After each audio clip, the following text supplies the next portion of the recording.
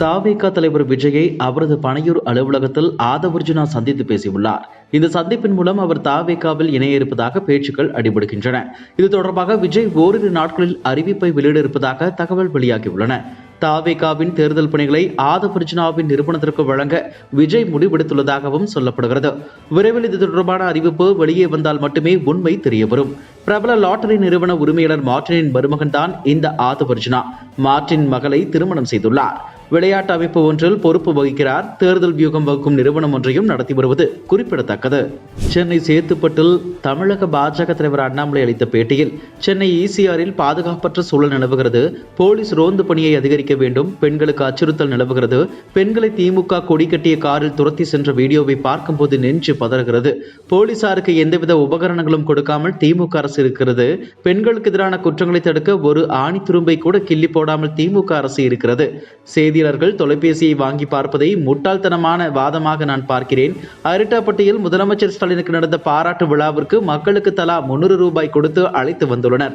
திமுக ஆட்சி மீண்டும் வர வாய்ப்பில்லை. மத்திய அமைச்சர் கிஷன் ரெட்டிக்கு இன்று நடக்கும் பாராட்டு விழாவை பாருங்கள். மக்கள் தானாக வந்து ஆதரவு அளிப்பார்கள் என கூறினார். யூடியூபர் திவ்யா மீது சென்னை டிஜிபி அலுவலகத்தில் புகார் ஒன்று அளிக்கப்பட்டுள்ளது. அதில் தஞ்சையை சேர்ந்த யூடியூபர் திவ்யா மற்றும் ஈரோட்டை சேர்ந்த அவரது நண்பர் கார்த்தி ஆகியோர் ஸ்ரீவில்லிபுத்தூரில் ரீல்ஸ் எடுப்பதற்காக வந்துள்ளனர். தனியார் தொண்டு நிறுவனத்தை நடத்தி வரும் சித்ரா என்பவர் யூடியூபர் திவ்யா சிறுவர்களுடன் இணைந்து பாலியல் சீண்டலில் ஈடுபடுவது போன்று வீடியோவை எடுத்து தருமாறு நண்பர் கார்த்தியிடம் கூறியிருக்கிறார். அதன் பேரில் சிறுவர்களை வைத்து பாலியல் சீண்டலில் ஈடுபட்டு வீடியோ எடுத்ததாக யூடியூபர் திவ்யா, கார்த்தி மற்றும் ஆனந்த் சித்ரா ஆகியோரை கைது செய்தனர். விசாரணையில் சித்ரா என்பவர்தான் திவ்யாவிடம் பணம் பறிப்பதற்காக இது மாதிரியான வீடியோக்களை எடுக்க சொல்லி இருப்பதாக தெரிய வந்தது. சிறுவர்கள் மைனர் என்பதால் விருதுநகர் மாவட்ட குழந்தைகள் நல அலுவலர் மீனாட்சி ஸ்ரீவில்லிபுத்தூர் அனைத்து மகளிர் போலீஸ் ஸ்டேஷனில் அளித்த புகாரின் அடிப்படையில் கைது செய்யப்பட்ட 4 பேர் மீதும் போக்சோ உட்பட 6 பிரிவுகளின் கீழ் வழக்கு பதிவு செய்யப்பட்டுள்ளது. மேலும் இது தொடர்பாக ஸ்ரீவில்லிபுத்தூர் அனைத்து மகளிர் போலீசார் தொடர்ந்து விசாரணை நடத்தி வருகின்றனர். கோவை மாவட்டம் வெள்ளிப்பாளையத்தை சேர்ந்தவர் கனகராஜ். இதே பகுதியை சேர்ந்த வேறு சமூகத்தை சேர்ந்த வர்ஷினி பிரியா என்ற பெண்ணை காதலித்து திருமணம் செய்து கொண்டார். இதற்கு கனகராஜ் குடும்பத்தினர் கடும் எதிர்ப்பு தெரிவித்தனர். இந்த நிலையில் 2019 ஆண்டு ஜூன் 28 தேதி காதல் திருமண ஜோடியை கனகராஜனின் அண்ணன் வினோத் வெட்டி கொலை செய்தார். இந்த சம்பவம் தொடர்பாக போலீசார் விசாரணை நடத்தி வினோத், அவரது நண்பர்கள் கந்தவேல், ஐயப்பன், சின்னராஜ் ஆகியோரை கைது செய்தனர். இந்த வழக்கு கோவை SC/ST வழக்குகளை விசாரிக்கும் சிறப்பு கோர்ட்டில் விசாரணை மேற்கொண்டது. குற்றம் சாட்டப்பட்ட வினோத்குமார் உள்ளிட்ட 4 பேரும் நீதிபதி முருகானந்தன் முன்னிலையில் ஆஜர்படுத்தப்பட்டனர். அப்போது வினோத்குமார் மீதான குற்றச்சாட்டு நிரூபிக்கப்பட்டதால் அவரை குற்றவாளி என்றும் மற்ற மூவரும் விடுதலை செய்யப்படுவதாகவும் நீதிபதி அறிவித்தார். இந்நிலையில் வினோத்குமாருக்கு நீதிமன்றம் தண்டனை விவரங்களை அறிவித்தது. அதன்படி வினோத்குமாருக்கு மரண தண்டனை விதித்து கோர்ட் தீர்ப்பளித்துள்ளது. யார் அந்த சார் என்ற நீதிக்கான கேள்விக்கு எரிச்சலடைந்த ஸ்டாலின், ஈசிஆர் சம்பவத்தில் ஈடுபட்டுள்ள சார்கள் பற்றி என்ன சொல்ல போகிறார் என்று எதிர்க்கட்சி தலைவர் EPS கேள்வி எழுப்பியுள்ளார்.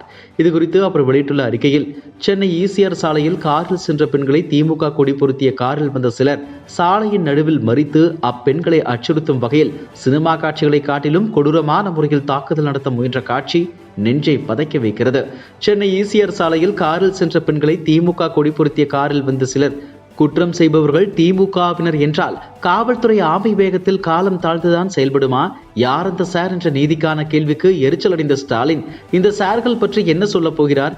இந்த வழக்கில் நேர்மையாக FIR பதிந்து பாதிக்கப்பட்டோர் விவரம் லீக் ஆகாததை உறுதி செய்து அரசியல் தலையீடு இல்லாமல் இந்த குற்றத்தில் தொடர்புள்ள அனைவரையும் கைது செய்து உரிய சட்ட நடவடிக்கை எடுக்குமாறு ஸ்டாலின் மாடல் திமுக அரசை வலியுறுத்துகிறேன் என்று எடப்பாடி பழனிசாமி குறிப்பிட்டுள்ளார்.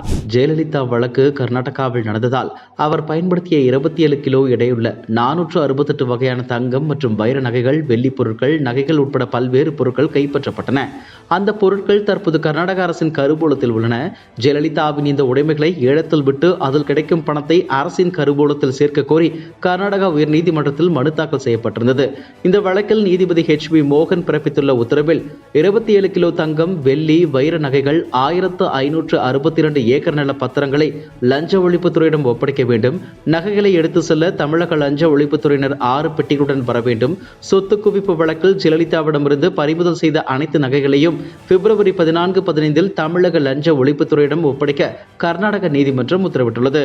புதுச்சேரியில் செய்தியாளர்களை சந்தித்த இயக்குனர் பார்த்திபன், எந்த ஒரு நடிகர் கட்சி ஆரம்பித்தாலும் ஒரு சந்தேகம் இருக்கும். அந்த ஒரு சந்தேகம்தான் விஜய் மீது இருந்தது. நான் சந்தேகப்படவில்லை, கூட்டம் வரும், ஆனால் அதன் பிறகு நிலைப்பார்களா என்று ஒரு சந்தேகம் இருக்கும். ஆனால் அப்படி ஒரு சந்தேகம் இருக்க வேண்டாம்.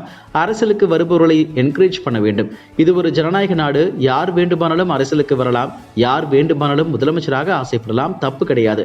அதனால் விஜயை அலோவ் பண்ணுவோம். அவர் வேகத்திற்கு செல்லட்டும். அவருக்கு நிச்சயமாக தடை இருக்கும். சாதாரண இடம் கிடையாது. அரசியலில் பெரிய இடத்திற்கு செல்வது என்றால் தடையில்லாமல் இருக்காது. ஜல்லிக்கட்டுக்கு பல தடைகளை தாண்டித்தான் மாடு பிடிக்க வேண்டி உள்ளது. அமைச்சரவை பிடிப்பது என்பது எவ்வளவு பெரிய விஷயம். அதனால் தடைகளை தாண்டினால் தான் ரியல் சேலஞ்ச். அதுதான் தலைவருக்கான அழகு.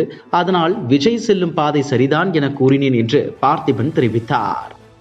இதுபோன்ற செய்திகளை மேலும் தெரிந்து கொள்ள எங்களது யூடியூப், ஃபேஸ்புக் மற்றும் ட்விட்டர் ஆப்களை சப்ஸ்கிரைப் செய்யவும்.